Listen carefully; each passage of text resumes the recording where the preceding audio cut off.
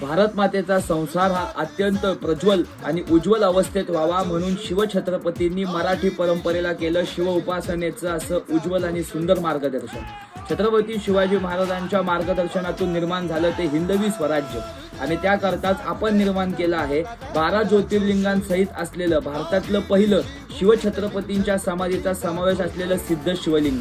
छत्रपती शिवरायांचा अखंड ध्येयध्यास हा हिंदवी स्वराज्य निर्माण होऊन या देशाचं देवाचं धर्माचं रक्षण व्हावं हाच होता।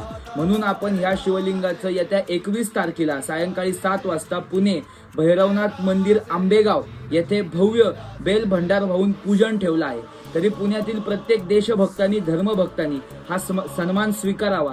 येणाऱ्या प्रत्येक देशभक्ताला धर्मभक्ताला या शिवलिंगाचं पूजन करायला मिळणार आहे। तरी सर्वांनी बहुसंख्येने उपस्थित राहून शिवछत्रपतींची आणि महादेवांची एक राष्ट्रभक्ती करता पूजा बांधावी अशी नम्र विनंती।